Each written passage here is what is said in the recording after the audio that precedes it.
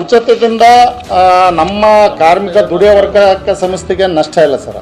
ಸಂಸ್ಥೆ ಎಸ್ಪೆಷಲಿ ಹೇಳ್ಬೇಕಂದ್ರೆ ಇವತ್ತು ಹಲವಾರು ವಿಭಾಗಗಳು ಎಲ್ಲವೂ ಲಾಸ್ನಲ್ಲಿದ್ದಂಥ ಕೆಲವು ಇವತ್ತು ಎಲ್ಲರೂ ಕೂಡ ಲಾಭದಲ್ಲಿದ್ದಾರೆ. ಎಲ್ಲ ವಿಭಾಗಗಳು, ಎಲ್ಲ ಡಿಪ್ಪಗಳು. ಈಗ ಉದಾಹರಣೆ ದಾವಣಗೆರೆ ಹೆಚ್ಚು ಕಮ್ಮಿ ನಮಗೆ ಪ್ರತಿ ತಿಂಗಳು ಈ ಉಚಿತ ಪ್ರಯಾಣ ಪ್ರಾರಂಭ ಆಗೋಕ್ಕಿಂತ ಮುಂಚೆ 1,100 ಕೋಟಿ ರೂಪಾಯಿ ಲಾಸ್ನಲ್ಲಿತ್ತು ವರ್ಷಕ್ಕೆ. ಇವತ್ತು ಹೆಚ್ಚು ಕಮ್ಮಿ 450-480 ಕೋಟಿ ರೂಪಾಯಿ ಲಾಭದಲ್ಲಿದೆ.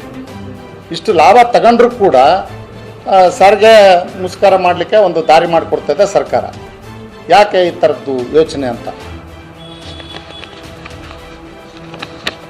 ಈ ಒಂದು ಸಂದರ್ಭನ ಸರಿಯಾದ ರೀತಿಯ ಸದ್ಬಳಕೆ ಮಾಡ್ಕೊಳ್ಳೋದ್ರ ಜೊತೆಗೆ ಸರ್ಕಾರ ಈ ಮೊಂಡತನದ ತೀರ್ಮಾನಕ್ಕೆ ಮುಂದಾಗಿದ್ದರೆ ಆದರೆ ನಾವು ಏನು ಉಚಿತ ಪ್ರಯಾಣ ಮಾಡೋಂಥ ನಮ್ಮ ಮಹಿಳಾ ತಾಯಂದಿರಿದ್ದಾರೆ ಅವ್ರನ್ನೂ ಕೂಡ ಒಟ್ಟುಗೂಡಿಸಲು ಬೀದಿಗಿಳಿಯುವಂಥ ಸಂದರ್ಭನ ತರಲಿಕ್ಕೆ ಸರ್ಕಾರನೇ ಕಾರಣ ಆಗ್ತದೆ ಅಂತಕ್ಕಂಥ ಮಾತನ್ನು ಕೂಡ ಹೇಳ್ತೀವಿ. ಸಂದರ್ಭದಲ್ಲಿ